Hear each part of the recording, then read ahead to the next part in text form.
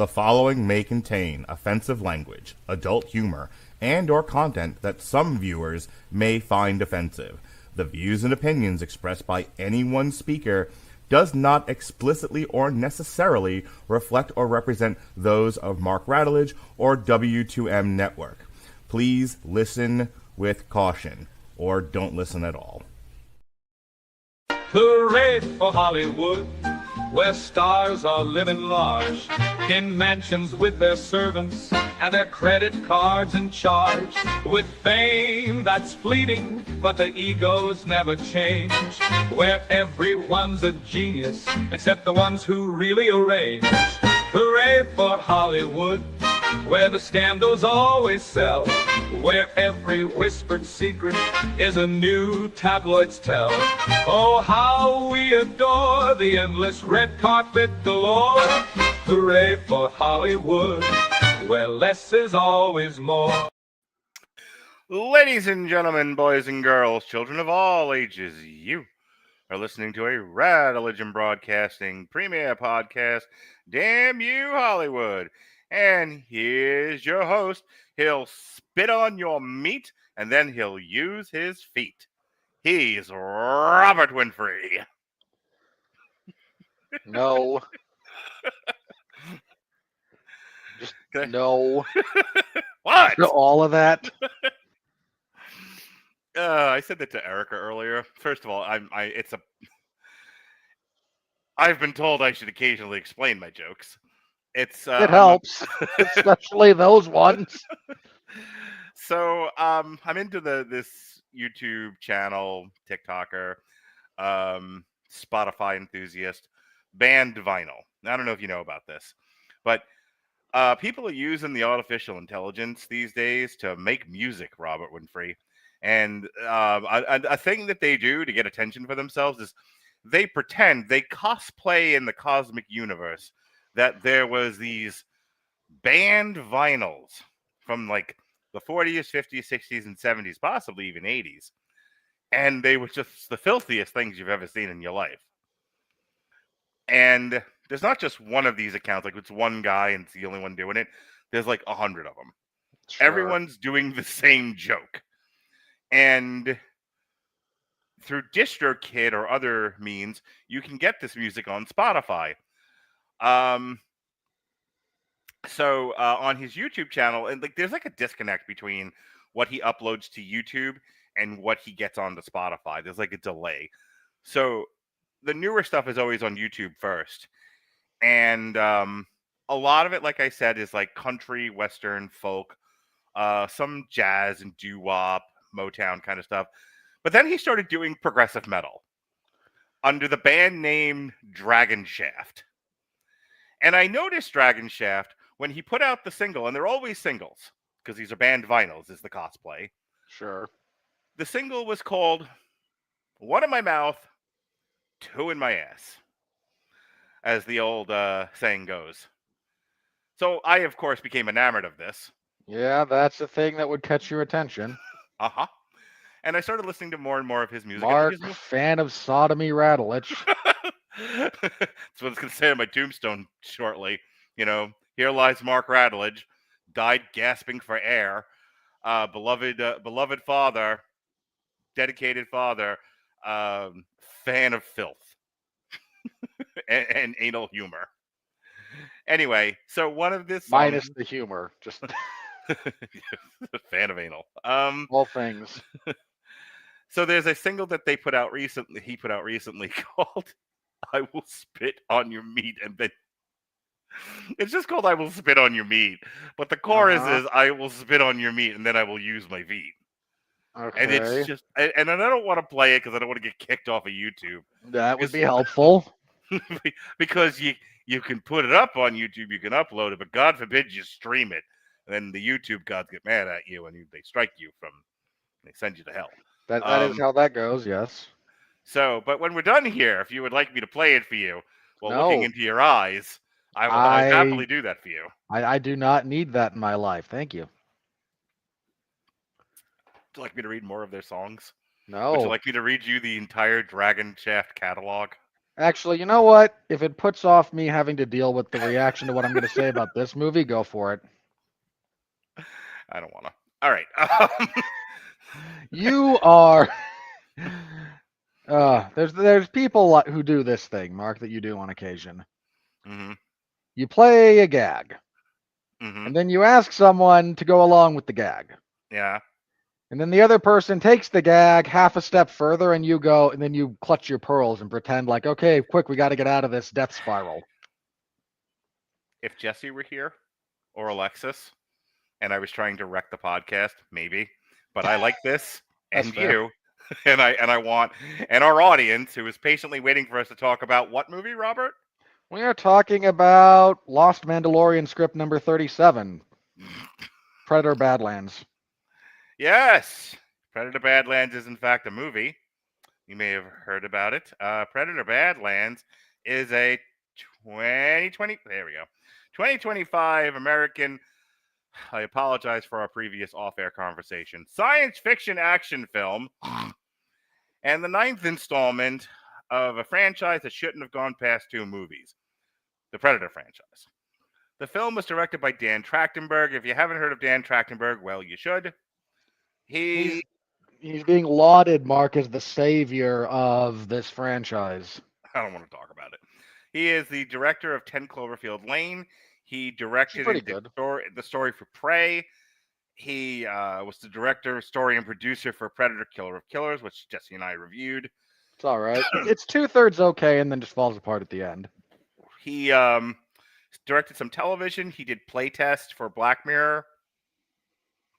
The Name of the Game, which is an episode of The Boys from 2019. And he did As Above, So Below for The Lost Symbol, which nobody watched. He won for 10 Cloverfield Lane the Hawaii Film Critics Society Award for Best New Filmmaker. So that's who this Joker is. It was written by Patrick Aison from a story by Trachtenberg and Aison, Elle Fanning, and Dimitrius Schuster-Koloamatangi star in leading roles. In the film, Deck, a young Yautja, exiled from his clan. Crying out loud, man. You saw the movie. It's Yautja. Every time they said it, it was different. A young yodeler, exiled from his clan, crash lands on a hostile planet and must prove himself worthy of the hunt. Struggling to survive, he forms an unlikely alliance with Thia, a damaged Weyland-Yutani Corporation synthetic. Take a drink every time they say Weyland-Yutani in this movie. You will, in fact, pass out.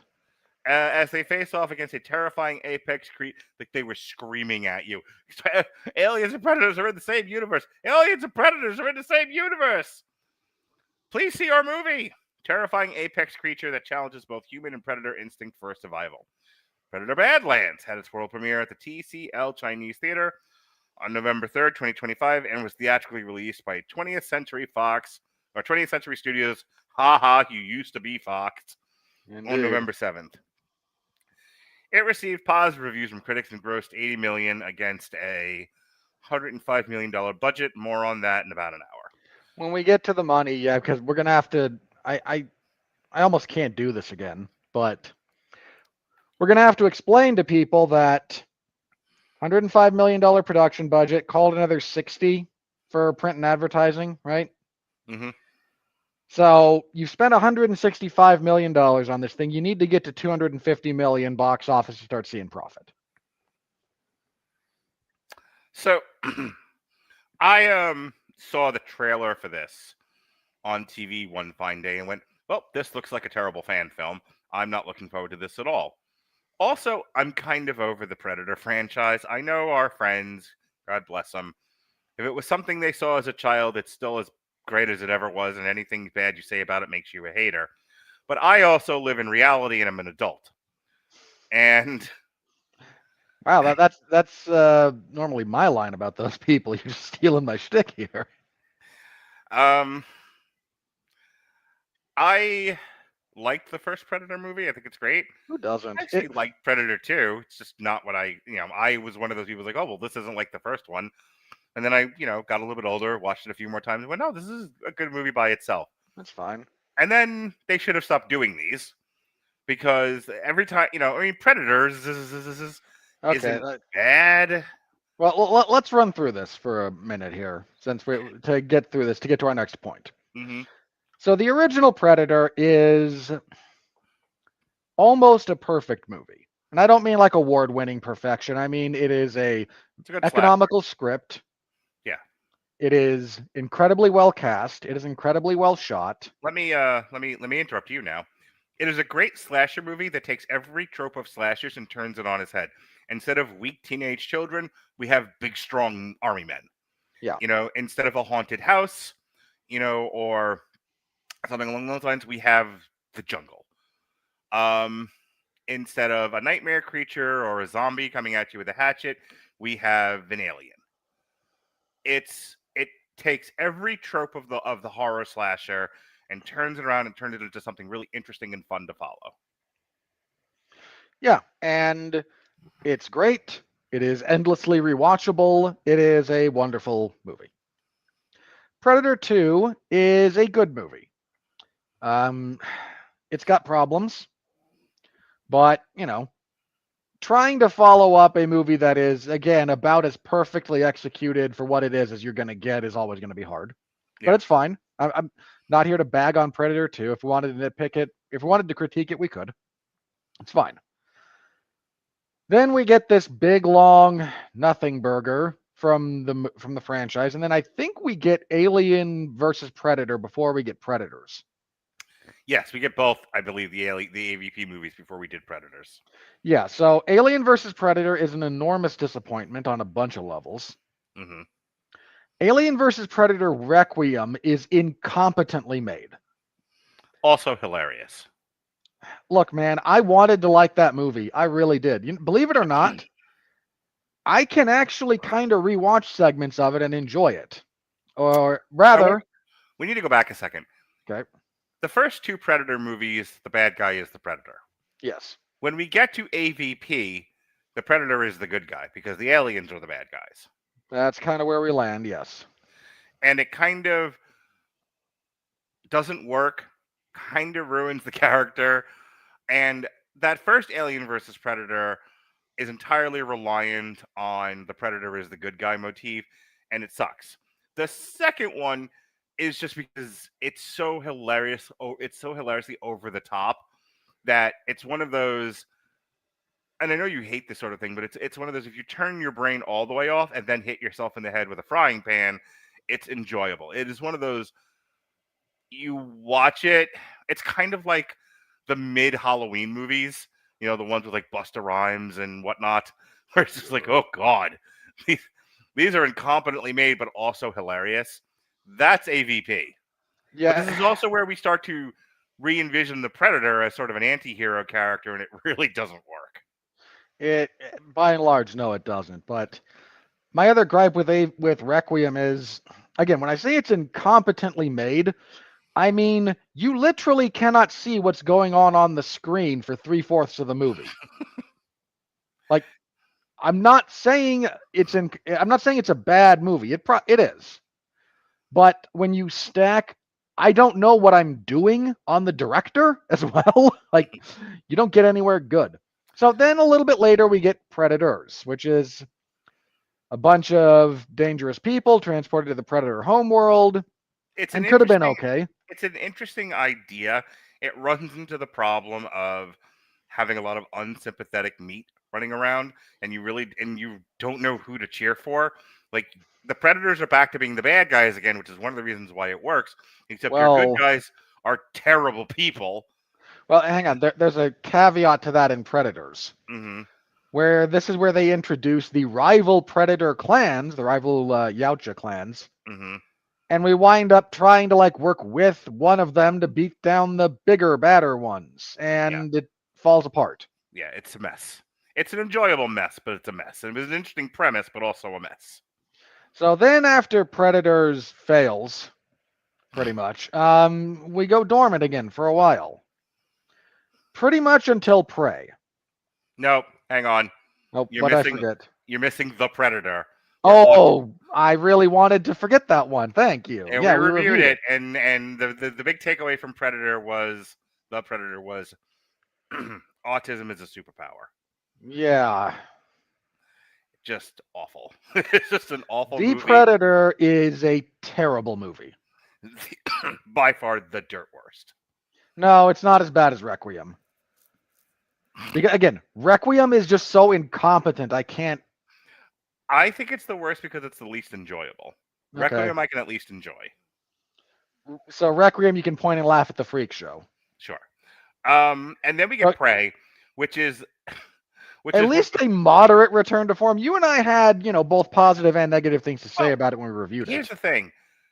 One of the things we said about Prey was there's nothing more you can do with the Predator. Now it's basically, let's put the Predator in different time periods to see how they would have dealt with it if you only have bows and arrows, if you only have muskets, if you only have this, if you only have that.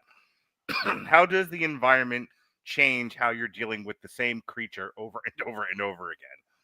So there were good elements to Prey, but there was also, Die Hard on a boat, Die Hard, or Speed on a boat, Speed on a plane, Die Hard into this. If people don't know what I mean by that, is for a while, between Speed and Die Hard, there was a thing in Hollywood of making Speed movies and Die Hard movies by other names and going, well, this is Die Hard on a boat. This is Die Hard on a plane. This is Die Hard on the ski slopes or whatever. Or the same thing with Speed. That's where you ran into with the Predator, which is now we're doing the Predator in Native American times. Now we're doing Predator here, and we're going to do Predator there, and we're going to go to Ohio. Woo! I'm never going to not do Howard Dean. Get over it. I'm not going to try and stop you. So anyway. 80% of our audience wasn't alive when that happened, but okay. You don't know how old our audience is. And that brings us to where we are today. This is the second Predator movie, not counting the cartoon, that was made since Disney bought Fox. And I'm going to say this, and then we can get into the bigger discussion. Because we live in a world where nothing can sit on the shelf and everything has to be milked ad nauseum, they can't leave this franchise alone. But we have hit the point with this one in particular where all we're doing is the hits. It's like going to see Journey would be the best comparison. It's like, look, we haven't done anything of value or relevance for quite some time, but that's not what you're here for anyway. You're here for us to see open arms any way you want it. That's what you're here for, so that's what we're going to do, and everyone goes home happy. And that was the Predator Badlands experience. Your thoughts? I think you're not wrong about the structural issues in play that lead to where we are. I would disagree that Predator fans had a good time with this, but that's a thing we can get into later.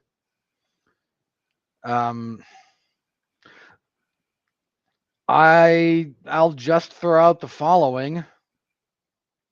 This is a slightly better... The trajectory of the Predator franchise, if we're just talking quality of releases, is at least better than the direction the Alien franchise has been going. Every at-bat, they hit the umpire. It's amazing. Yeah, because Romulus has lowered significantly in my estimation the more I've thought about it. And Alien Earth is so retarded it should be studied. Yeah, I was not thrilled to be on that podcast by the time I was done watching that show. I'm sure Alexis was questioning her life decisions by the end of it. But I don't want to get sidetracked with the alien with all that stuff. I want to talk about, before we get into the actual review of the movie, I do want to address an interesting controversy which I didn't know about until well after the fact. So Midnight's Edge put out a video. It was called, let me bring it up here. No, Predator Badlands is not queer, nor woke for that matter. Review, mild spoilers. And I looked at that and I went, what? like all I knew about Badlands was what I saw in the trailer, and the trailer looked terrible. Like, it just looked poorly rendered. But I figured, well, maybe that's an unfinished trailer that they threw on television during Monday Night Football. Who gives a fuck? I'll go see the movie. I'll talk about it with Robert. They will be punching, cake. And today I get up and I'm scrolling through YouTube and I see this video and I'm like, what happened here?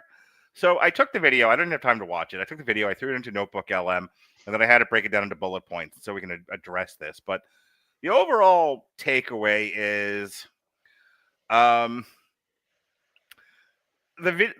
provided text, an excerpt from the YouTube video transcript, discusses the film Predator Badlands and the controversies and rumors that circulated before its release, particularly regarding whether the movie contained queer or woke themes. Andre asserts that initial audience skepticism was fueled by baseless rumors, including alleged romance between the Predator and the synthetic being, and then by Hollywood reporters' attempts to portray the franchise as gay in a positive review. Because the Hollywood Reporter is a rag that should not be used for anything. Everybody's gay. The narrator counters these claims, explaining that the movie follows a smaller, deviant predator named Deck, whose stature is meant to represent dwarfism, not queerness, and concludes, I didn't get either of those things, but then no. How do you no, guy? I don't get me wrong, I slept through a good portion of the first act, but I not at any point did I get dwarfism, queerness, or otherness. Okay, look. Well, let me very briefly. Mm-hmm. Deck is described as a runt. Right. He is malformed relative to his species. He is shorter than them all. He is a little bit weaker than most of them. This is not the equivalent of dwarfism. He's not out here coming up to somebody's hip. Okay? This is a bit more like, we really prefer everyone that is born and part of our family to be at least 6'1", and you're 5'7". Yeah. The film is a fan-oriented entry focused on action and brutality, ranking it highly among the franchise's sequels, despite minor creative flaws. Ultimately, the source frames the media narrative as an attempt by industry trades to sabotage the movie's box office by manufacturing controversy similar to what was purportedly done with Superman. So I said, can you lay out in bullet points this video, the news story citing, etc.? So I kind of want to go through these one by one with you. We don't need to spend forever on them, but I did want to address them. Again, the movie argues that the movie is not queer or woke, which I would agree with. The video asserts that all the noise surrounding the film was just disinformation.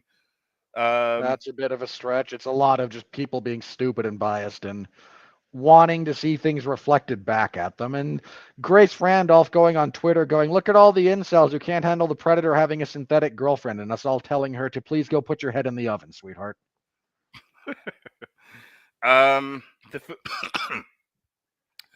movie was very clearly made with the fans in mind and intended to do the Predator right and the franchise justice.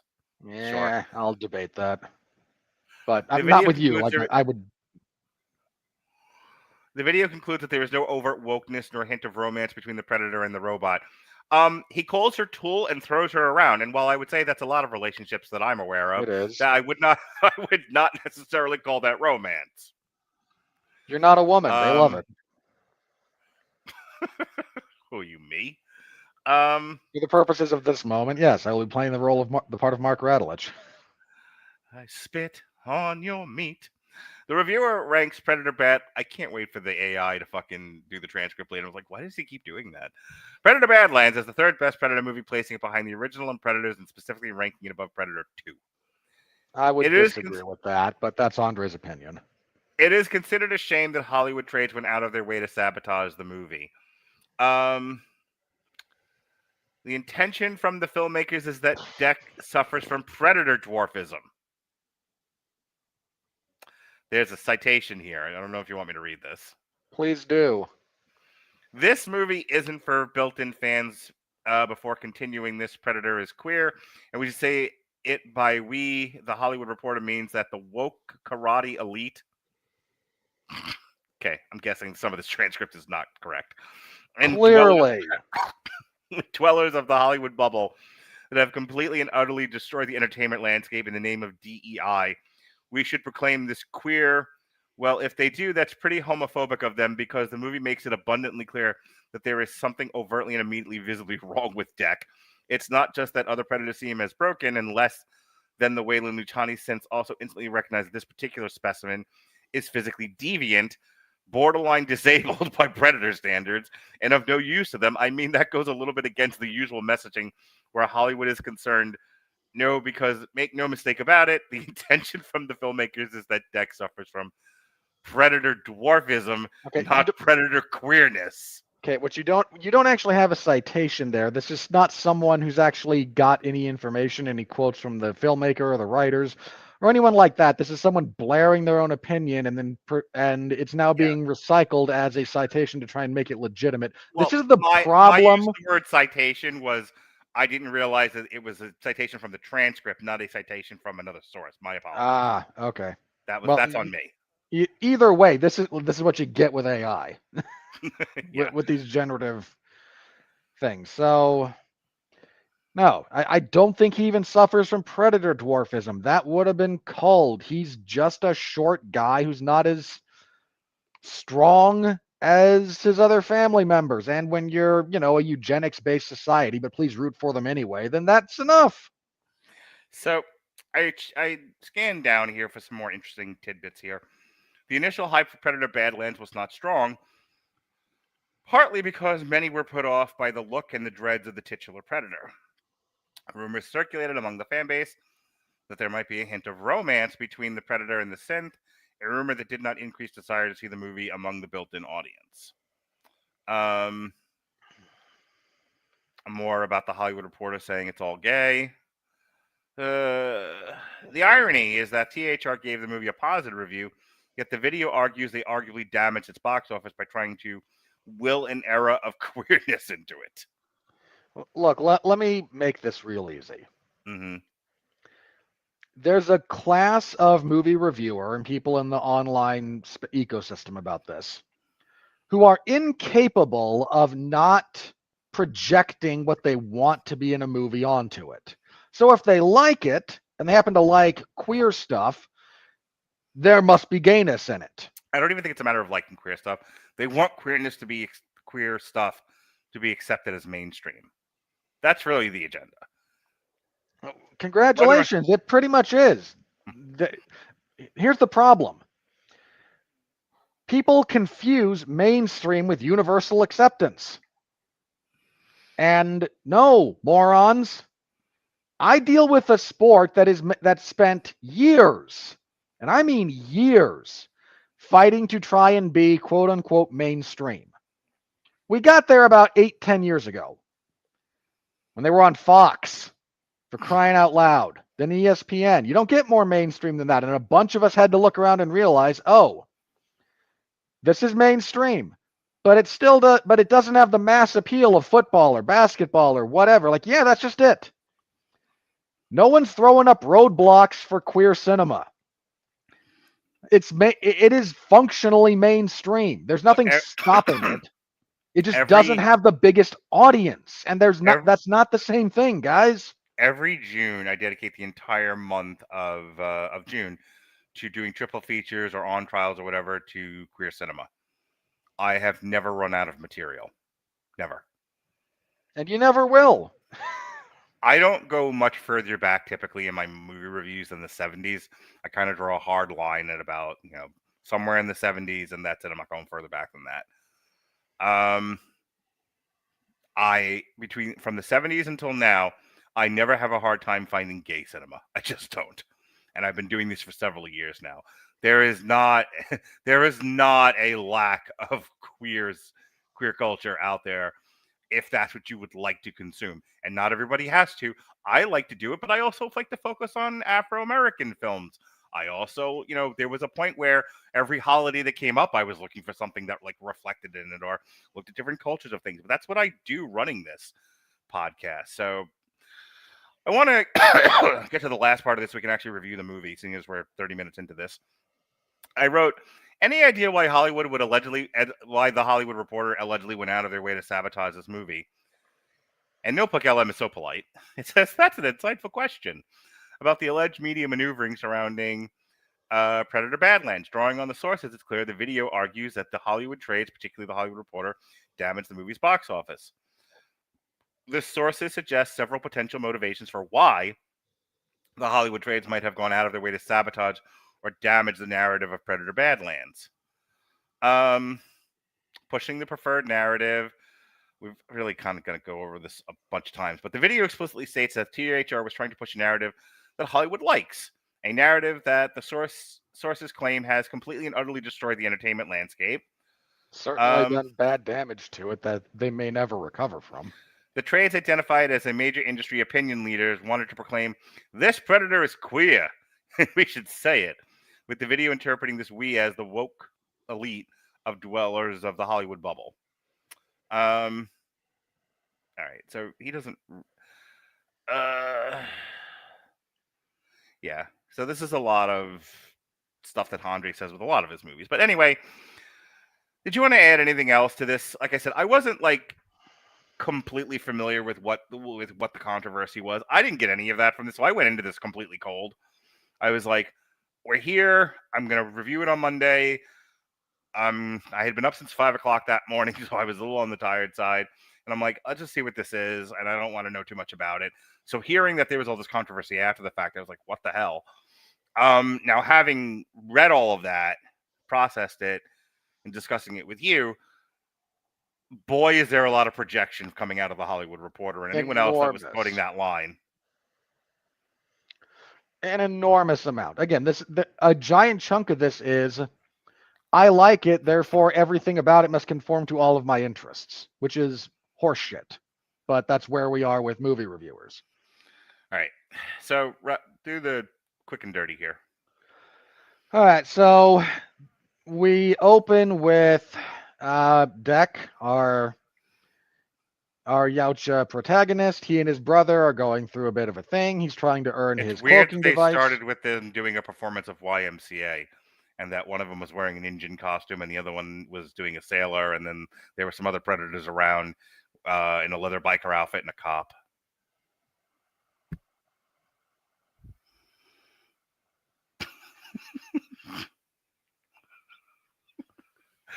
I can see your tumor.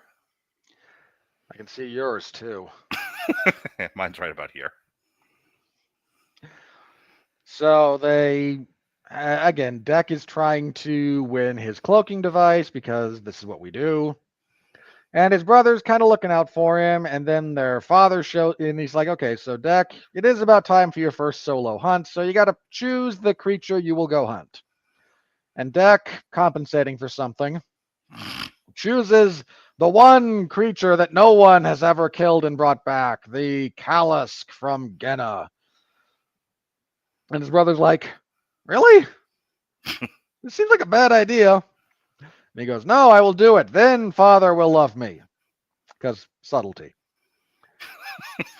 Then their dad shows up and he looks at the older brother and goes, why didn't you kill him yet? I told you to do this already. And his brother goes, he wants to hunt the Kalisk. Like, this is a suicide mission. Let him. And the dad goes, no, I'm being unreasonable. So he tells Quay to kill his brother, and Quay refuses, and he launches his brother into space towards the planet, and then the dad kills the brother. And Deck crash lands on the most inhospitable planet in the world that still supports life. Inhospitable does not mean what this movie says it means. And he wanders around, he loses some equipment, he fights a few things, and then he finds a torso. Doing an impression of Donkey from the Shrek movies. This is Elle Fanning as Thia.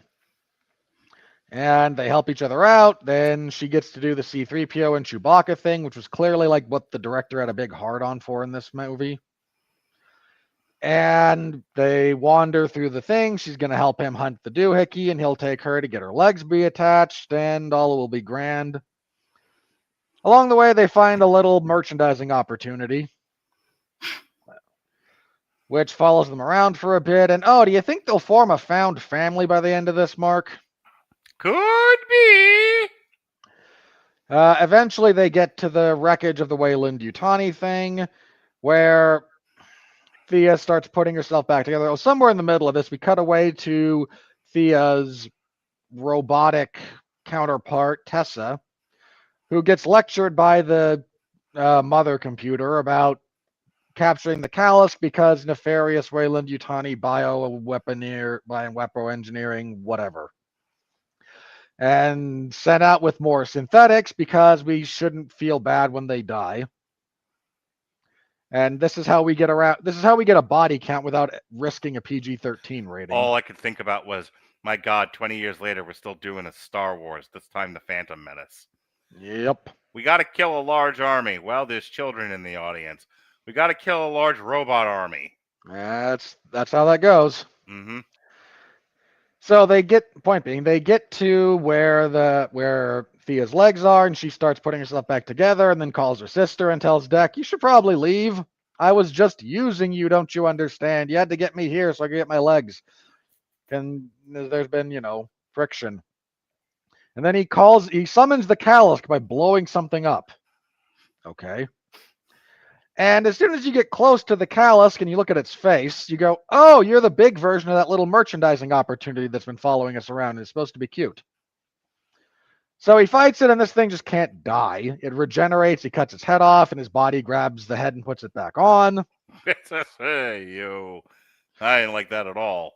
So that goes on, but then finally the Callus smells him and goes, "Oh, my kid spit on you.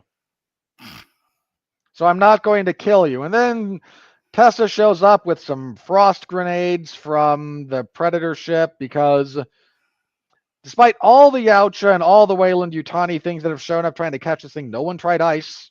No one tried cooling it at any point, apparently. Well, the Predators are kind of dumb. So they freeze it in place, freeze Deck in place. They capture it. They capture him. Tessa kind of turns on Thia because Tessa is still very much programmed, and Thia's like, "I've grown beyond my programming. Don't you understand? I'm a real boy now." Yeah. Deck escapes with her help. He then spends a montage merging with the jungle, Rambo style, and all of the lessons that Thea taught him, now he can employ them. See. Then he stages then he gets the little Callus and goes, "Oh, you're a baby Callus," which we all figured out. And we're going to now go save Thea and save your mom, and it'll be great. So he goes and he mows through a bunch of synthetic life forms. Thea gets her legs back. Tessa shows up in a big loader and thankfully doesn't say, "Get away from her, you bitch." I was waiting for it. I was also waiting for her to say, "Any way you want it, that's the way you need it. Any way you want it." And right about then, they all decide to go their separate ways. So the Callus gets released. There's a big fight. They seem to win. The Callus eats Tessa and bonds with Deck. But then from the inside, it freezes and blows up because Tessa still had all the frost grenades and the Predator shoulder cannon. And then she goes to kill Thea, but takes forever and a day just so Thea can say the "we're not sisters" line, and then Deck stabs her from behind, and the little Callus yanks her head off to do the Predator, "I yanked out your skull and your spine" thing, even though it's never seen Deck actually do that bit. Yeah. It was the equivalent of delivering the line wrong, "Get away from her, you bitch." Yeah. Then Deck goes back to his home world with the head of the synth and goes, "This is my trophy, give me my cloak." And the dad goes, "No, you're still short." None of this cured the real problem here, which is you're not tall. Yeah. So Deck kills a couple of other Yautjas, then he kills his dad, gets the cloak, and then in our sequel bait, another ship arrives, and he goes, "Oh boy, it's my mom." Okay.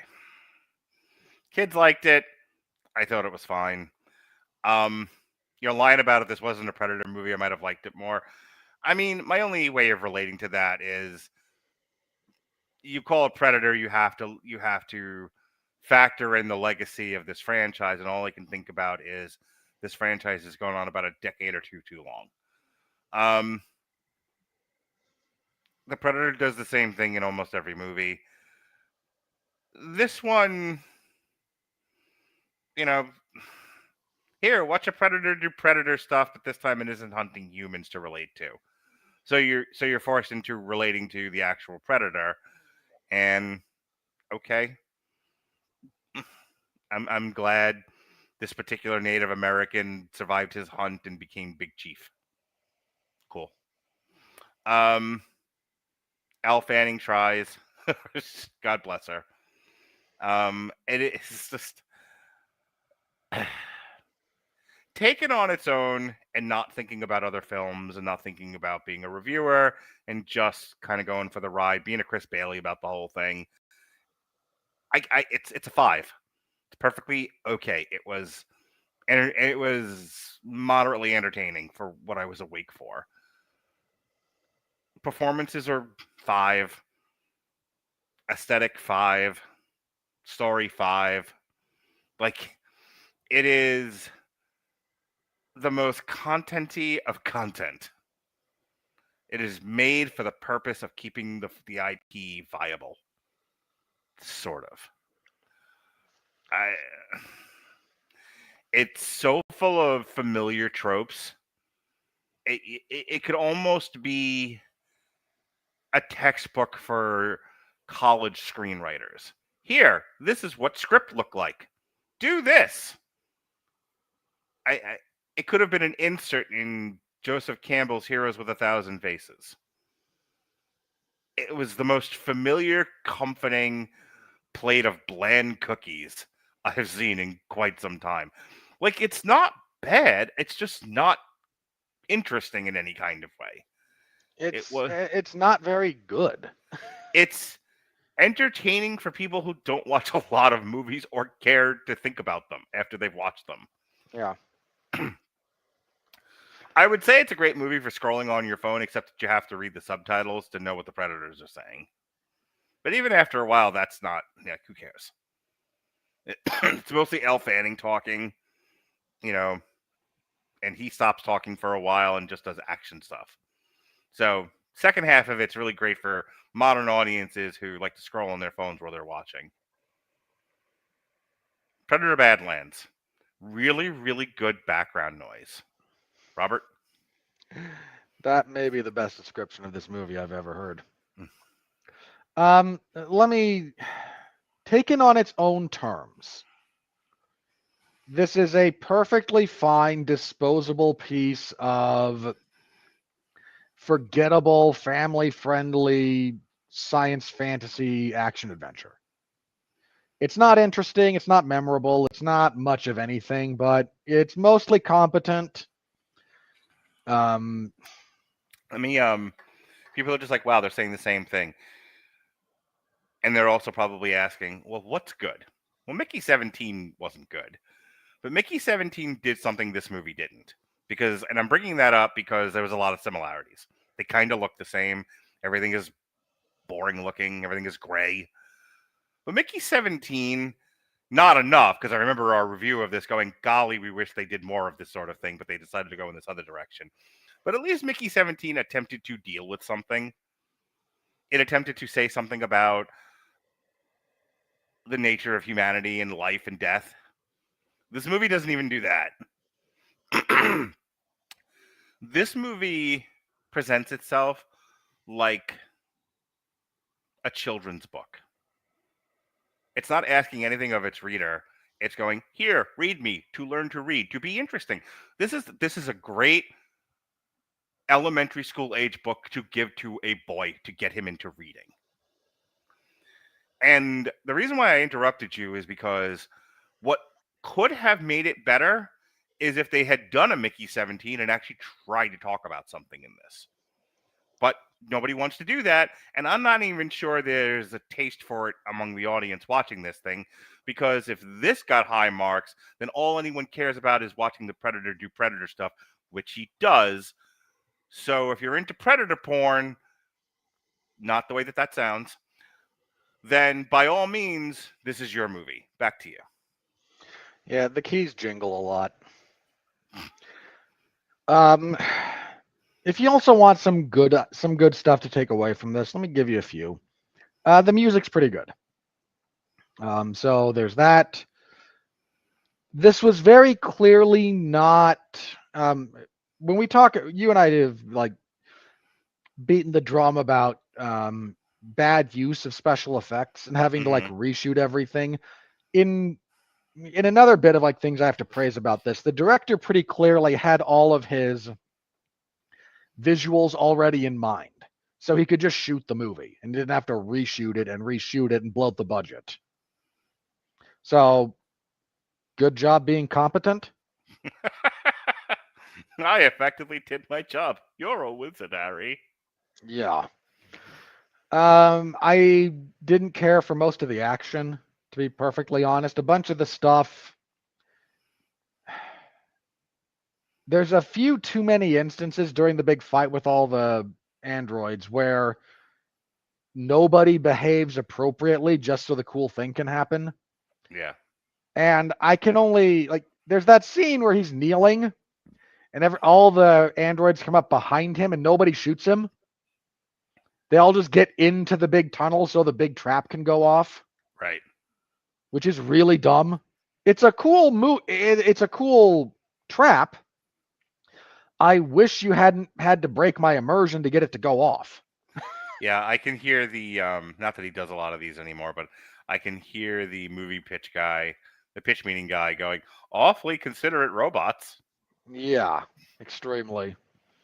There's another time when one comes up behind him and goes, stop, instead of just shooting him in the back of the head. Also, yeah. Elle Fanning can have a hero moment. Been thinking an awful lot about how when movies go out of their way to portray how inhuman we are to each other. Thinking about the last Rambo movie, how brutal some of those scenes are with the Mexican sex traffickers. Thinking about some of the, like something like The Deer Hunter or some of these other movies where you have mass graves, things of that nature, really brutal human stuff. My big takeaway, and the reason why I brought it up is real people acting in moments where they would prefer if you were dead, just shoot you. There's nothing dramatic about it. There's nothing even dramatic about the way it's presented on film or in TV or whatever. It's just, I hate to bring up a silly one, but nude nuns with big guns. They're doing stuff to the wife, and the father's crying, and the guy goes, "Go, be a hero, save her. I'll give you a chance." Gets up, starts to run toward her, shoots him in the back. I don't even know if they would do that much. But my point is, at no point do people do the things they do in this movie, and they're only done to create big action hero moments. And it's worse because they're not even people. Who programs a robot to do this? Yeah, it's just dumb. So you can't see a lot of the final fight with Deck and the loader because nighttime, and this is just a tradition at this point. I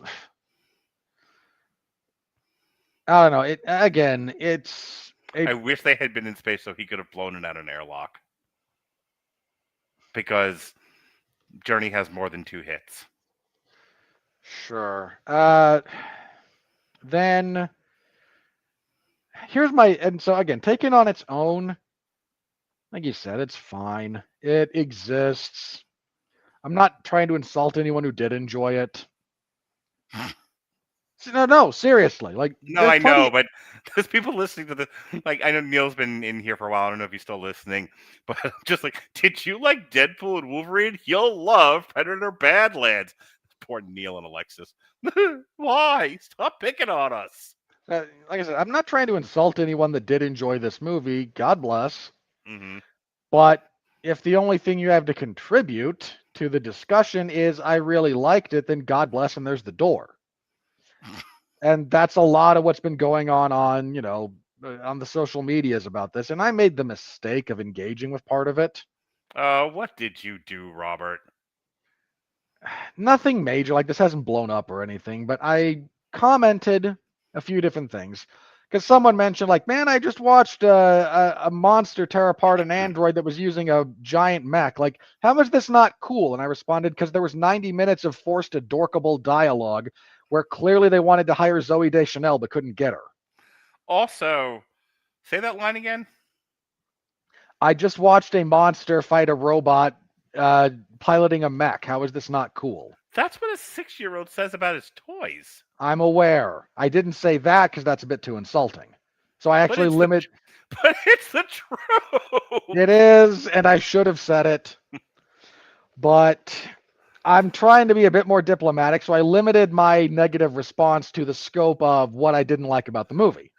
I want to direct an action movie, and I literally want the action to be the guys just smashing together like a child would his toys.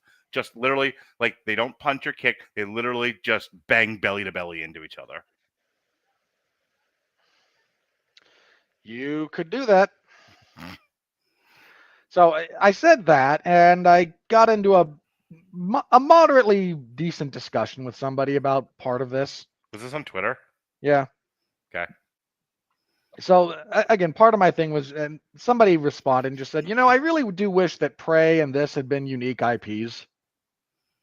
Because what do we do? Like, the actual, like, lore and whatever about the IP doesn't really add anything to them, and I'd really rather we were making new things.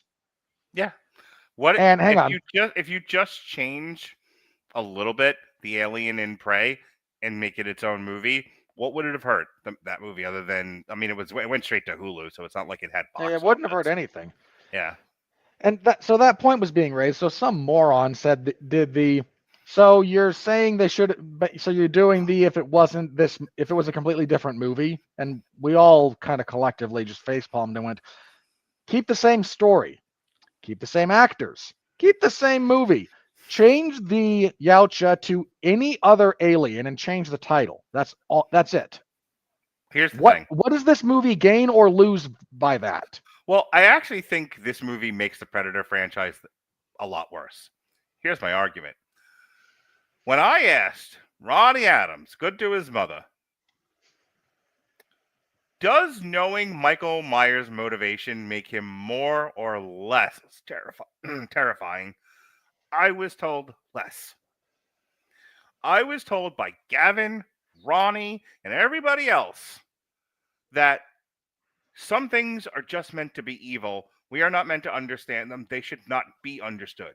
You and I have talked about you went on a rant last year about Wicked and, turning the Wicked Witch of the West into a sympathetic character, and all that has wrought. Yep. Talked about Maleficent. Maleficent. Okay.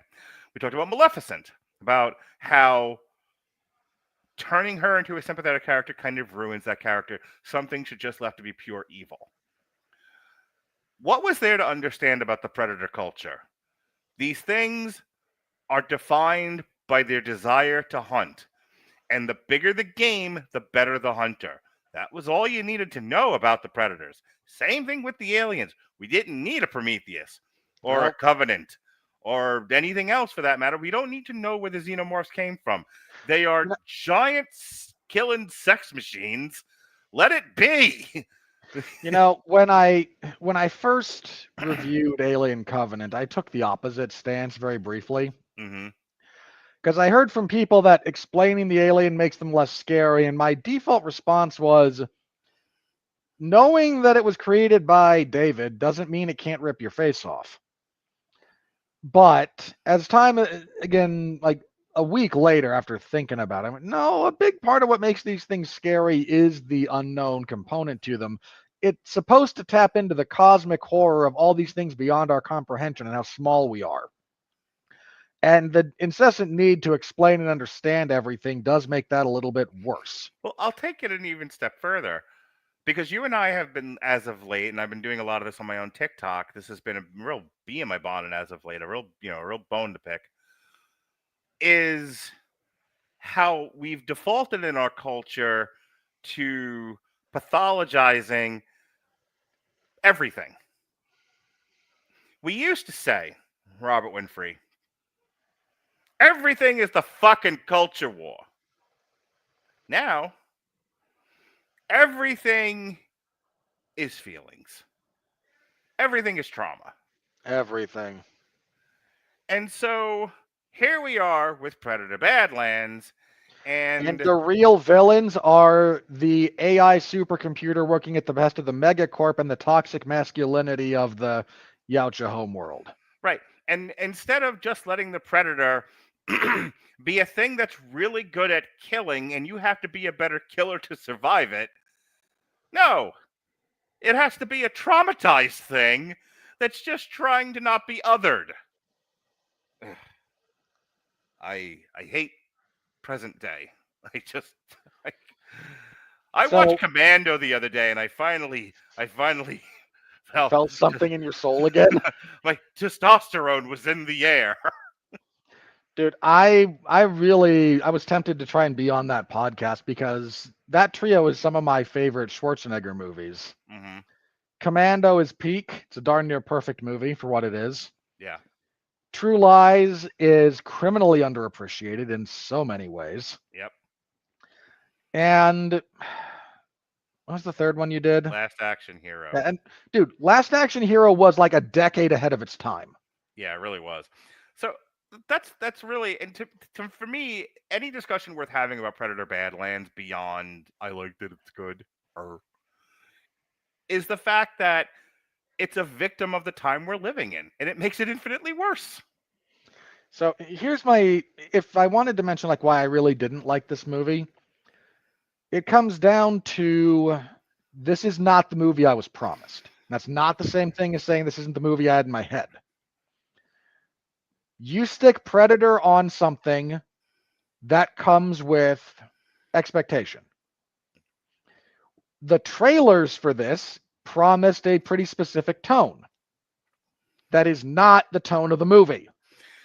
What this should have been is they drop this misfit onto a world that's supposed to eat him up and kill him. And it should have been Salvation Run. He should have found this thing, repaired it so that, because he could use it to get himself fuck off this thing. And it's not that he's there to hunt the big game to prove himself to his dad. He's there because he was sent to die and he's trying to live. And his coming back should have been just that. The Salvation Run thing of like Lex Luthor proving to everybody, you can't kick me off the earth. I'm better than the rest of you, and you know it. And, from the ashes, from this deserted island planet out in the cosmos, he finds his way back to Earth and gives the big fuck you to the Justice League.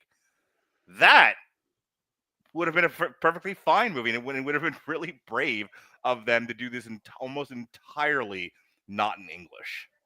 With occasional things that Elle Fanning says, like, don't eat that, don't eat that, that's going to kill you. That's fine. That sort of thing, and have him like prove himself by getting off this planet and going home and giving the big fuck you to dad. That would have been great. That's a movie worth watching. Yeah, so again, my big gripe with this movie is I didn't get the movie that they advertised. Mm-hmm. I didn't get the movie that was promised by what they did. And the Predator IP being attached to this is of no value. You can replace the Yautja in this with the Mandalorians, and you get the same movie. You can replace them with the Klingons, and you get the same movie. You can replace them with any alien species you want to make up. I was going to say replace with Conan the Barbarian. This thing someone tried to argue this is like Raiders of the Lost Ark, and I almost lost my mind. In what way? This movie leans heavily into genre pulp. Oh, okay. But at that point, you're making such an abstraction, you're not actually making a point. This has more in common with John Carter of Mars than it does with Raiders of the Lost Ark. I was going to say, by that logic, it also has a lot in common with Pulp Fiction. They were both shot on film. Yeah, again, like you've abstracted this to the point where you're not actually being all that useful. Yeah. But I didn't get what you sold me. And that's been a thing. Mark, you and I have mentioned this more than once. Yeah. Like, this isn't even, what we create in our heads necessarily. This is what is the advertising. I said this about caught stealing. Yep. That's the one I keep going back to, but I know. Not just you.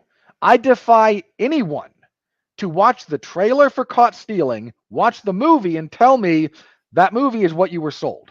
So you've seen it now. You see what I've been saying since I saw it in the theater. Yeah, more or less. That was a question. Yeah. Okay, good. All right. Anything else before we move on? Just, again, this doesn't need the IP it's attached to, therefore I'd rather it wasn't. And the other thing, like, there is a degree of pushback, especially from real hardcore Predator fans who like the blood and the guts and the violence that's supposed to be attached to this franchise. And you could have avoided the negative pushback from them if you were honest in your marketing. If you just, hey, this is more of a quirky action adventure movie than it is a Predator film. So anyone who wants a Predator movie won't see it, and they won't whine at you about it. Well, Pat saw it, I think, before all of us, and he was like, I can tell that this is a Disney movie. And now that you've said that and I've thought about it, yeah, why is everything that they're doing now The Mandalorian? How did we get to a place where if one thing works, everything has to be that one thing? Because Disney. Yeah. Not a creative bone in anyone working at that company anymore. You're not wrong. But yeah, that's where we are. I think I first heard the Critical Drinker say this feels like a leftover Mandalorian script that they just face swapped. Yeah. I mean, you think about it. You've got the little monkey thing, Baby Callus, because Baby Yoda. You've got just fucking, they reworked the Mandalorian script. And guys, let me just, for all of you saying, but I liked it, let me just warn you where this goes, okay? I'm a Hellraiser fan.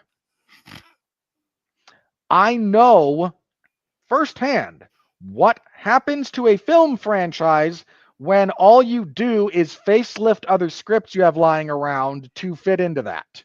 It's not good. And what's the one that you and Sean hate? Hellraiser Requiem, Hellraiser Bankrupt, Hellraiser. There's a lot. There's a specific one that sent both of you into apoplexy. At the time, it would have been Revelation because they hadn't released Judgment. Otherwise, it would have been that one. Okay. Dude, they shot Hellraiser Revelations in 2 weeks because the rights were about to expire and they forgot about them. No joke. It's terrible. Yeah. But 4 other scripts in that franchise, and there's a lot of them, were just other horror movies they had lying around that were moderately interesting, but you couldn't get greenlit. So you slap Pinhead on the cover, rework it just a little bit to include some of the Cenobites, and movie. Alrighty. With that said, here comes the money. We're in the money. We're in the money.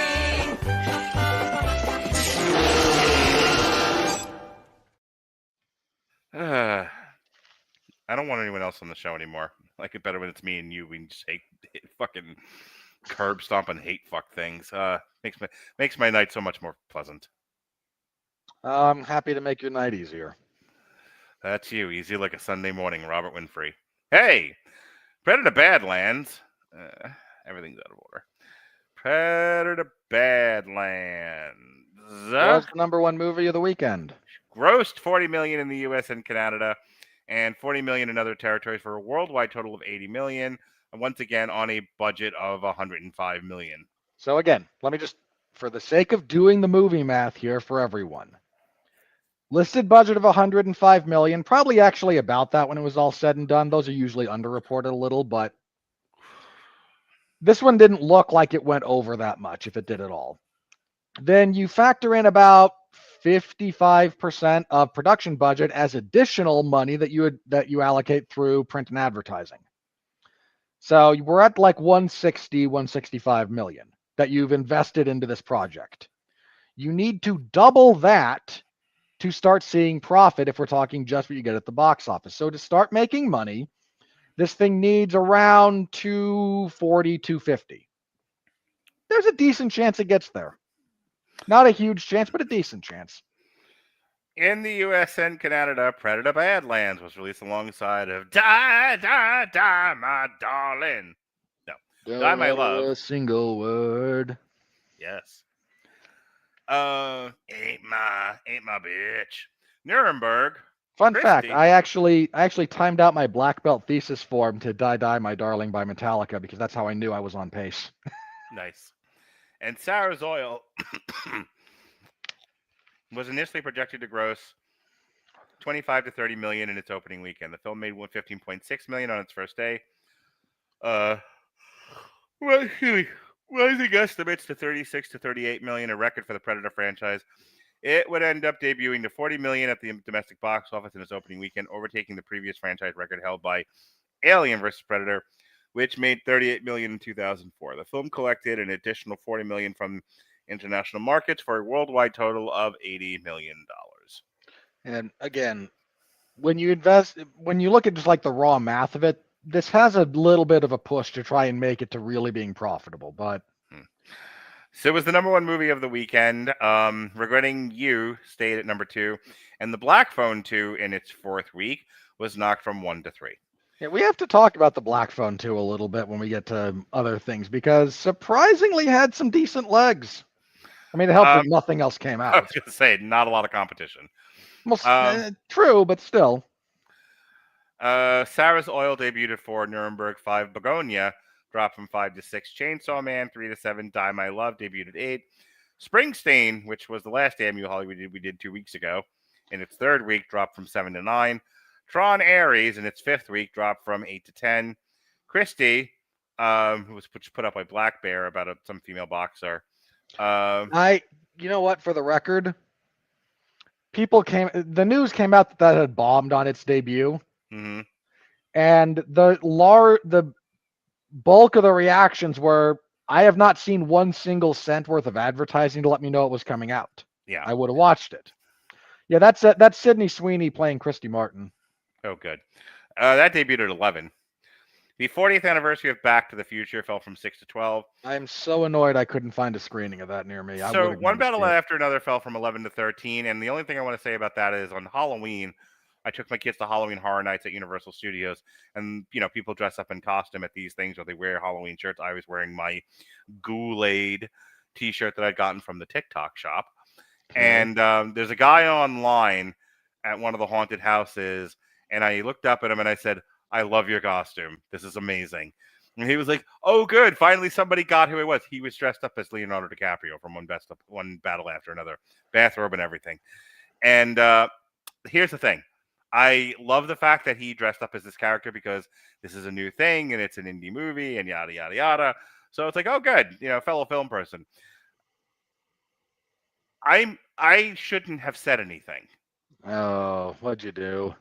Because then he was just like, "Oh, fellow film person. Yeah. How many times have you seen it?" And I went, "1 was enough." Once. And I could see his heartbreak as I didn't like the movie as much as he did.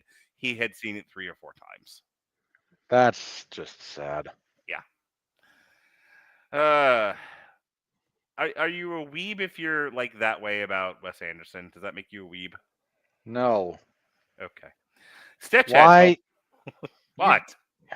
How do you not? I heard someone use weeb in a sentence, and I wanted to try. I'm not young. Okay, weeb is shorthand for weeaboo, which is largely just a person who's obsessed, a Westerner, usually American, but not exclusively, who's obsessed with Japanese culture. Wonderful. The Christmas Ring debuted at 15. Grand Prix of Europe 18. Sentimental Value 20. The 2025 re-release of Chicken Run did to 2022. Peter Heroes Day. I have to ask, did you get the trailer for Sisu 2 ahead of this movie? Because I did. I've seen the trailer for Sisu 2 like 3 times now. I'm not going to lie, didn't think that movie needed a sequel, but if it's just as... really doesn't. It doesn't, but if it's just as bonkers as the first one was, you know what? I will see it and I will have a good time. Every time I've seen the trailer, I can see more hair grow on Jonas. That's true. That will make you a man. Yes. I told him, I said, like, I don't always have the time to watch all the movies with Jonas. Like, we have our, I see them I have them every other week and every other Tuesday. is movie night here. I stop working a little bit early, and we put a movie on, usually something I have to review Thursday. So this week is The Running Man with Arnold Schwarzenegger. Oof. So I told Jonas that I don't have time to watch Sisu with you, but you should watch it on your own. And then if you do and you want to, we'll go see the second one because, oh, doggy. It made my top 10 that year. Like, I Yeah. had more fun with that movie than I should have. Yeah, I had a lot of so we did the triple feature because I didn't realize Barbie was going to be what it was, and so I paired that one with the bear and Sisu, and I made the joke at the time. I was like, oh good, this looks like the polyamory flag. It's just fucking Sisu and what the fuck the comic who was the bear, bookending Barbie, huh? Natchez debuted at 38. Put your soul on your hand and walk and spit on your meat. At I 47, knew you were going to do that. there's a movie called Fuck My Son! Exclamation point. It's the exclamation point that sells it. You're not wrong. Berlin debuted at number 50. And that was the weekend that was. Let's see how many Marvel movies are not in the top 10. None of them. Oh, Fantastic Four is still there. Yeah, Fantastic Four is still there. Got beat by Demon Slayer though. Again, not a lot of movement here. There hasn't been much movement So, since the summer. just for the record, we're probably not seeing something move until Wicked, Yeah, right? We went through. Oh no, Zootopia is before Wicked, right? yeah. So Zootopia, Wicked, and Avatar will all be in Yeah. the top 10, which means not in the top 10 this year will be Superman, Mission Impossible, Demon Slayer, and the Fantastic Four. In all probability. Well, no, Superman might hang on to that spot because you're getting 3 more. So. Right. So everything underneath it will definitely get pushed out. But So again, we'll see what happens. Yeah, look, guys, this was reported that this October was the worst theatrical take in the last 7 years, excluding the 1 year of the pandemic. Like, this was a bad year. October was a bad month for movies. yeah, you really can't. Well, it also lost a few movies. It lost the Mortal Kombat sequel that got pushed into next year. Yeah, that Um, wouldn't have helped all that much, but it would have been something. but I mean, like, they expected Tron to be bigger than it was. It wasn't. Morons expected Tron to be bigger than it was. So it lost Mortal Kombat. Tron bombed. I'm looking at what would have been. So you had the Smashing Machine, Tron, the Black Phone, and then finally Springsteen. Yeah, it wasn't a strong October to begin with. I'm not really surprised. Just now I'm curious. Last October, I feel like because in the years past, October was always like things were picking up again. So last October 2024 was Joker Foley Ado, which had that movie not been a piece of shit, Might have had a would have chance. might have done better. We didn't do anything. I guess I must have been sequestered or some shit. Because we didn't do anything for Columbus Day. Oh Jesus Christ. We did not do anything. We did Damn You Hollywood, but that was our top 10 worst movies of the year so far. And then Venom. Joker and Venom. All right, there's a better way to do this. List of American movies 2024. Yeah, Wikipedia has those all listed out. Well, we didn't do a lot last October, so I'm wondering. So I'm missing things that came out to have made my point. Yeah. Because, okay. So Joker was the 4th. On the 11th, there was Terrifier 3, Piece by Piece, The Apprentice. So not a lot. I think Terrifier won that weekend, which is weird for an extreme movie like that. Okay, now I understand what happened here. I didn't want to do Smile 2. Everybody else did. But Smile 2 Smile came 2 out. did okay. And Smile 2 was a big hit for what it was. That was the week of the 18th. And then, yeah, the 25th was Venom. There you go. There you go. But this year, the good horror movies got released earlier for whatever reason. Yeah, I know you and I have had this fist fight in the past about maybe reserve some more of your horror movie. Like, Final Destination, I know what you did last summer. A couple of these came out over the summer. They might have Some done of better in those- October. Yeah, at least one of those should have been moved here. I don't know. Were they worried about Tron Ares? Like, who thought that was going to do? We can't release.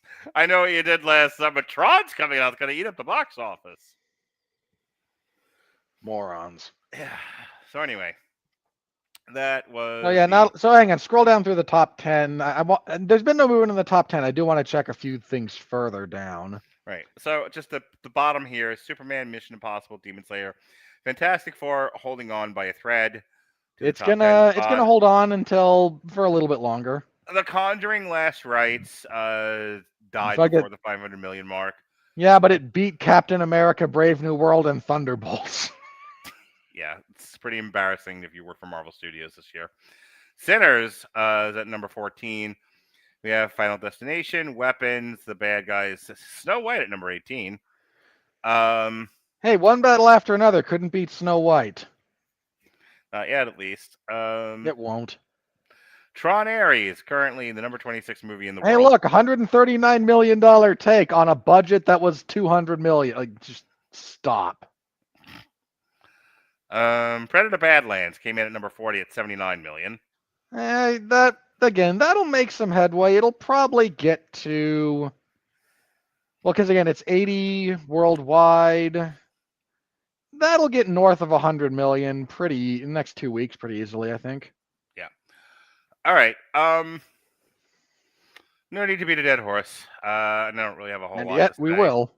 So let's get into, if you don't have anything else, once, twice, three times a lady. I'm not looking forward to this next part where the morons fawn over this thing like it's the second coming. Speaking of coming, here is the critical Don't. review.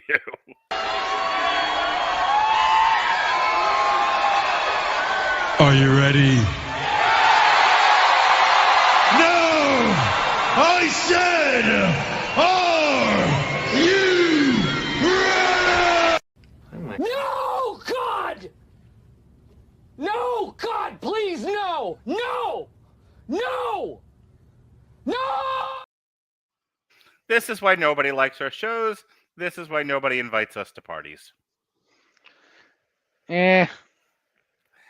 I'm perfectly fine not being invited to parties. Top critics, 81%. All critics, 85%. There's at least a small percentage with a degree of integrity. All audience, 93%. Verified audience, 95%. Negligible. Just, you got to give the people what they want, Robert, and what they want is slop. I hate so much about how accurate that statement is. Director Dan Trachtenberg continues to take the Predator franchise in exciting new directions. Oh, that's a No. lie. With Badlands, a rollicking adventure that transforms one of cinema's most iconic brutes into a hero worth rooting for. Not really. Do you remember, Robert Winfrey, where we used Probably. to cheer men? Men, glistening with sweat, covered in camo, and blowing away armies of people. Do you remember that, Robert Winfrey? I do, but that was before masculinity became coded for toxic, and women all decided that the best thing to fantasize about were minotaurs or eldritch abominations. And doors and pumpkin spice lattes. I sent you True that story. video, right? I don't know if you got a chance to watch it, but geez. The All women right. are not okay, Mark. No, they are not. But I could have told you that 2 marriages ago.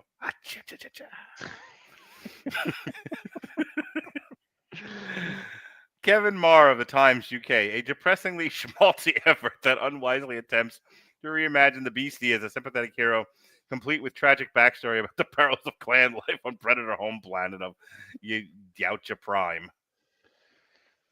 I don't disagree. Max Sance, Vincent of the Cosmic Circus. It's a Predator movie for the Coco Melon generation. That's about right.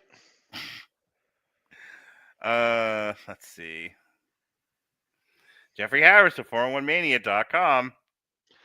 I don't like disagreeing with Jeff like this, but I'm gonna. The story breaks new ground for the franchise, creating an No. immersive, entertaining, and action-packed adventure No. about a Yautja warrior that genuinely works. The Boo, middle, Jeff, boo. dude, the middle like 30 minutes of this is a drag. Yeah. I'm not going to say that's why I kept passing out, but it didn't help. It didn't help.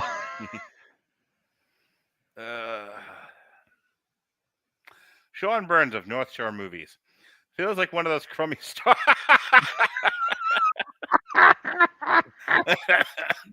He is not wrong at all about this one. Feels like one of those crummy Star Wars shows on Disney Plus, dense with lore cheaply made and aimed at children. Ha cha cha cha cha. He is, you know what? If you enjoyed it, once again, God bless. I'm not here to insult you, but that is an accurate summation of this movie. Mark Kermode of Kermode and Mayo's Take, YouTube, top critic. I was unengaged by it. Well, good for you. I assume that you had something more to say than just that, but man. Did any of your wives go see this? I want to say something horribly racist, but I won't. Oh, I can only imagine. Let's see. Okay, I wasn't going to say something quite as racist as, John Lennon, but... Okay. Oh, speaking of racist, Travis Hobson of Punch Drunk Critics. Overall, Predator Badlands kicks ass, especially if you're a devoted fan of these films. I'm No. going to start referring to Travis Hobson as Black Chris Bailey. Okay. Wow. You went with that way too easily. What am I going to do? Argue with you about it? I didn't even get a, ooh, that hurts, or that stings. You're just like, yes, think very good. Then I sip think your that's brandy. I think that's accurate about both of them. Start calling Bailey the white Travis Hobson and see what happens. I'm going to change his name in the group chat. Do it. White Travis Hobson. Nick Johnson of Vanyaland. A decent consolation prize, one that's hampered by a nearly insurmountable conception. What's funny about Chris is that he says so much shit in the group chat, and I don't say anything back. And then we get to Monday, and I'm just like, here comes the gravy pipe, like where he can't defend himself at all. That'll teach you guys for talking in the group chat. Well, it was a fucking Jason or somebody who was like, oh, it's awfully quiet in here. Yes, you made this a terrible place to share your opinion. Congratulations, fellas. But enough about our private group chat. There she is, Carla Hay of Culture Mix. With themes of found family and anti-hero empathy, Predator Badlands is a departure from the usual formula of making the Predator the chief villain. You mean the whole point of the fucking series, you twat? Jesus. This less violent and more comedic Predator movie is original in some areas and cliche in others. It is original in no... Hang on. This is original in no areas. None. Correct. None. Second. The way she started that, I can't. Speaking I can't, of Mark. Speaking of twats, Perry Nemiroff of Perry Nemiroff, YouTube, top critic. I don't think I'll ever get over the fact that we have a Predator film that's essentially an alien and a robot buddy movie. It's so refreshing to see a film franchise dish out something so unexpected. Ugh. Oh, how much have you been hit in the head? This is refreshing. This is all they do. Yeah. Jeremy Johns, pretty entertaining. Great, Jeremy. Fair enough. I mean, I can't even kick him for that one. Like, it's such a weird poll. Like,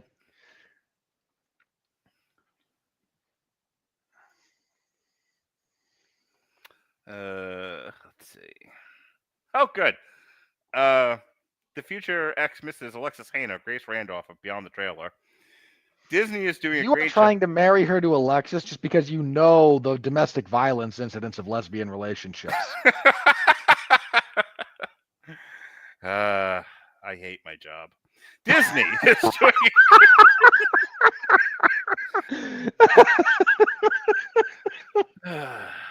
Wow, didn't expect that one. I'm so glad AI music exists so that I can take out my passive-aggressive feelings in music. Disney is doing a great job with their Fox franchises. The Alien stuff they've done has sucked ass, ladies. Shut up. Predator is perhaps their best yet. Tallest midget. Elle Yeah. Fanning is a sensation in the film. No. But so is newcomer Dimitrius Schuster-Koloamatangi as Deck. Dan Trachtenberg delivers a fun sci-fi fantasy film. Wonderful. No. Elle Fanning is not a sensation. Once again, she's Donkey from Shrek. Rachel Leichman of the Mary Sue, Robert Winfrey. Call me a girl for wanting character arcs and motivations, but I do think that Badlands shines because you understand why these Yautjas are also determined. No, you don't. You understand Deck. You don't understand anything else. What extrapolation are you doing here in your head to get to that point? No, you're not a girl for wanting character arc and motivation. You're just misapplying it to a part of the movie a part of the story that it shouldn't be applied to. Megan Navarro of Bloody Disgusting, top critic, says, "It won't fit in my slit."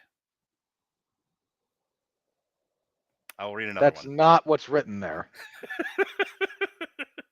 Linda Merrick of Hey You Guys, top critic, says, 2 pumps in my rump.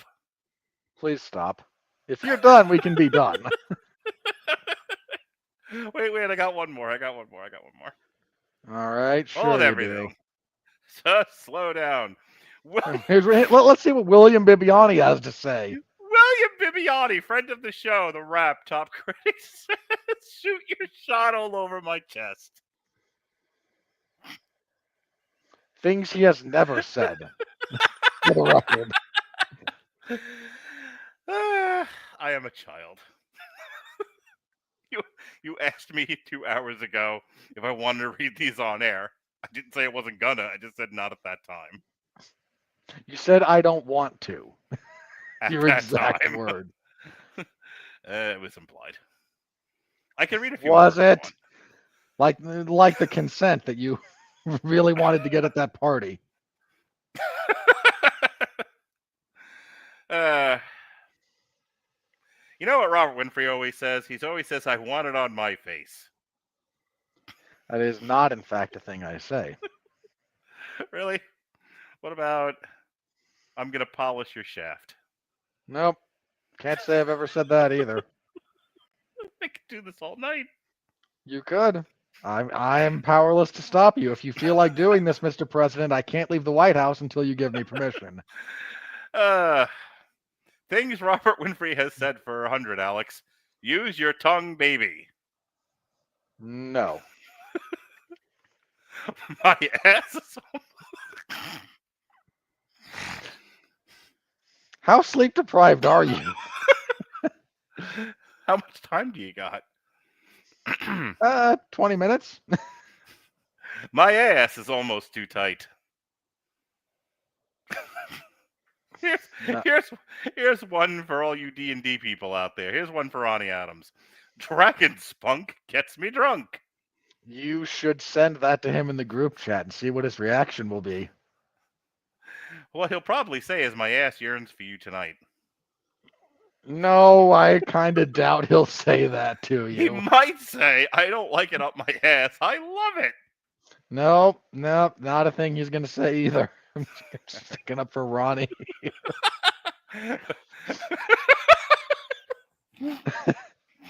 He's not going to encourage you to sodomize him, Mark. Yet another disappointment in my life. And that, folks, is the end of our show. In so many ways.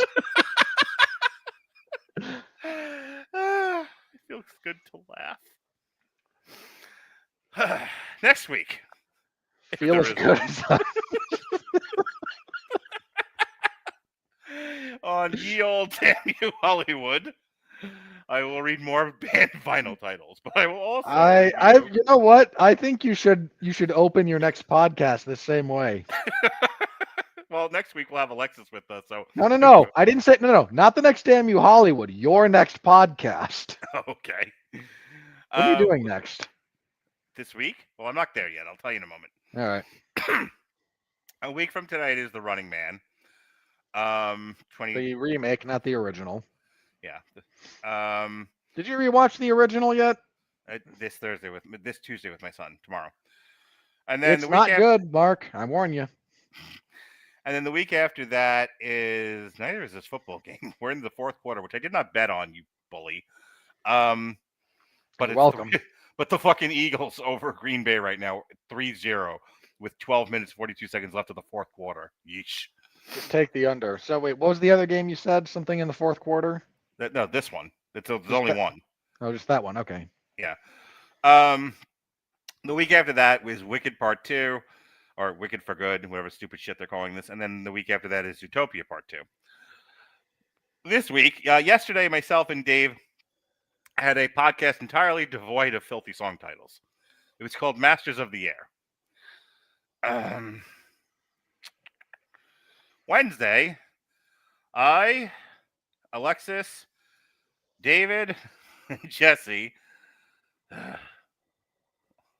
will be reviewing Only Murders in the Building Season 5. Yeah, you definitely need to just interject your dirty song titles into that one. I may only answer Alexis's questions with dirty song titles. So Mark, you should. You really should. What did you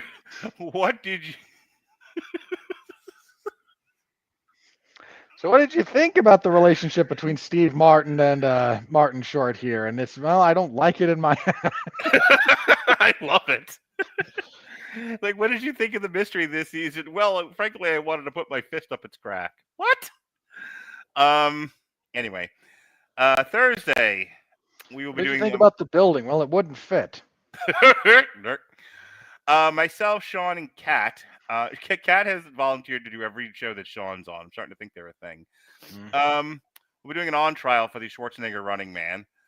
If you need someone else, if that falls out for whatever reason, call me. Call you. I will happily prosecute that dated, campy, unwieldy piece of crap. Okay, Robert. Speaking of that, Sunday, myself and Jesse, we will be doing a triple feature, a Jonathan Lynn focus. Really just an excuse to make Jesse watch Clue and My Cousin Vinny, and then because we needed a third movie, Trial and Error. Well, he'll have to do with those. Then him and Alexis, who won't be reading filthy song titles, will be instead be boring and review Stranger Things season 4. And then there they actually do what's advertised on the tin. And then speaking of Put Your Penis in Me, on Thursday, November 20th, we will be doing a triple feature, one that I had specifically designed to harass Chris Bailey, but he's a punk ass and he won't do podcasts with me anymore. So instead, I got Sean Comer and Kathleen, who are up for the spot. I can't imagine Bailey bailing on you after all the sexual harassment that you've thrown his way via song titles. So we will be reviewing Showgirls, Striptease, and Hustlers, and I will absolutely call on you, Robert, if those two fall out. So be prepared. Make sure you watch those in preparation. You don't want my thoughts on those. I mean, look, man, I'm here for you. You know that. Mm. This is my warning to you. I will not play along with that one. Like, I'm just gonna review that. It's not going to go well. What makes me laugh about this is we've had a halfway decent audience most of the night. People have been watching. I mean, like, nothing spectacular, less than 10 people, but people have been in and out of here. I can't believe people made it through that last fucking bit. They were like, all right, they're being silly, and like, nope, our actually fucking audience counter went up briefly. I can read more song titles. If that, I will do what the people ask of me. I am a man. I am the people's champion. You will, in fact, turn this into the podcast equivalent of Predator Badlands and just jingle the keys for the people. I like a good set of jingling keys, as you well know, you big bully. Speaking of which, I know you like jingling. I'm not always sure it's the keys. I talked about my propensity for jingling once or twice a month at the old clothing optional resorts. I'll have you know, because I'm sure I you did. have confidence. Confidence key. Is it? Please do your plugs. I've gone crazy. It's not confidence that helps, Mark. It's comparison. Okay. Trust me, if I were around those people, I could be confident too. Which is saying something considering I'm me. All right. I cover mixed martial arts and professional wrestling over at 411mania.com. WWE SmackDown on Fridays, UFC events on Saturdays, occasional other stuff.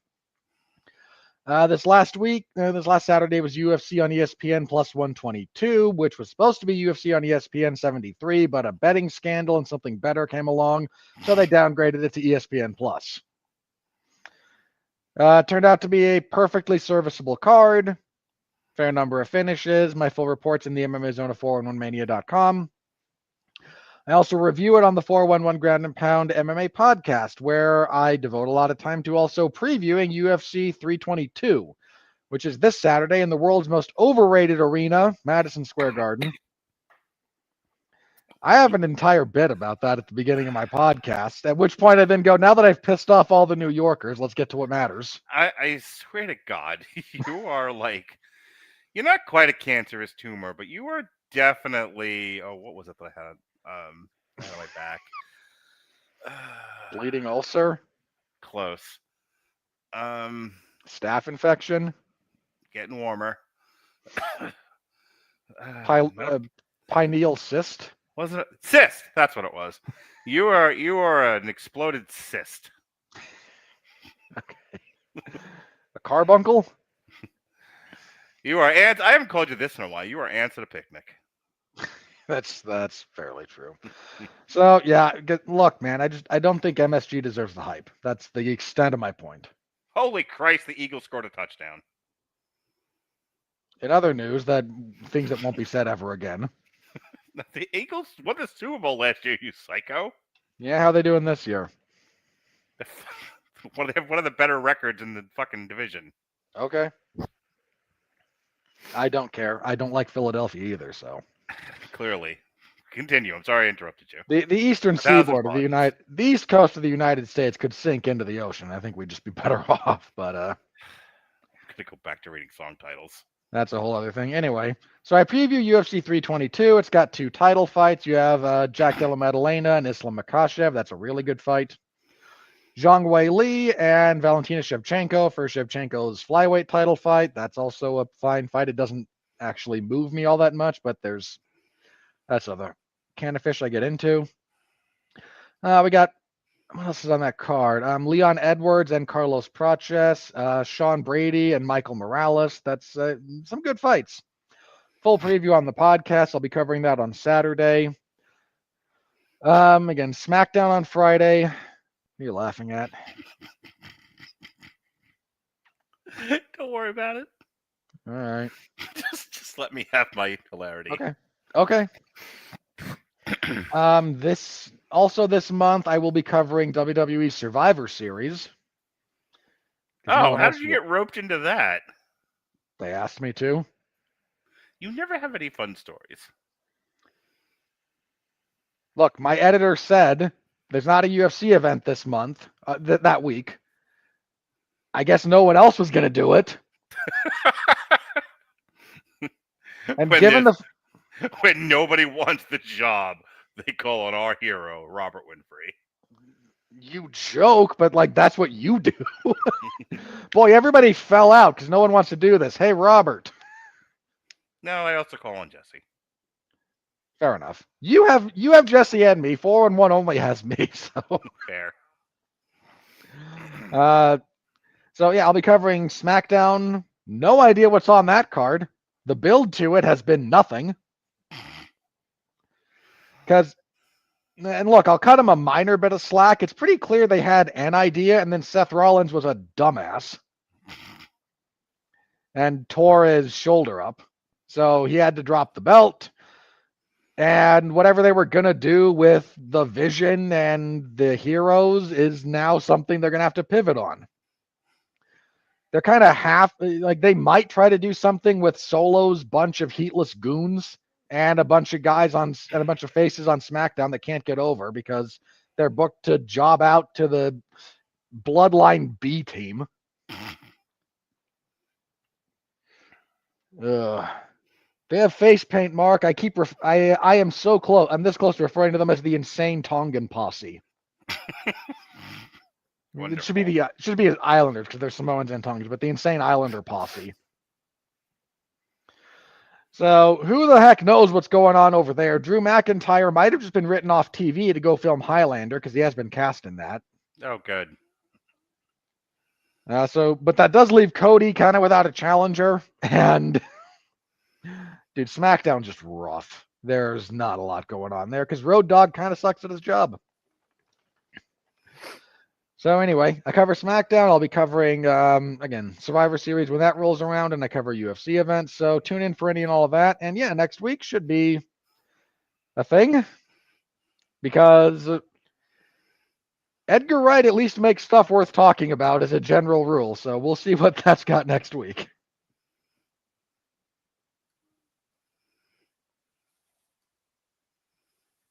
You good? You got it? Yep, that's it. All right. Well, this has been fun. For Robert Winfrey, I'm Mark Radulich, and we here at the Radulich Broadcasting Network say, gently up my jitta.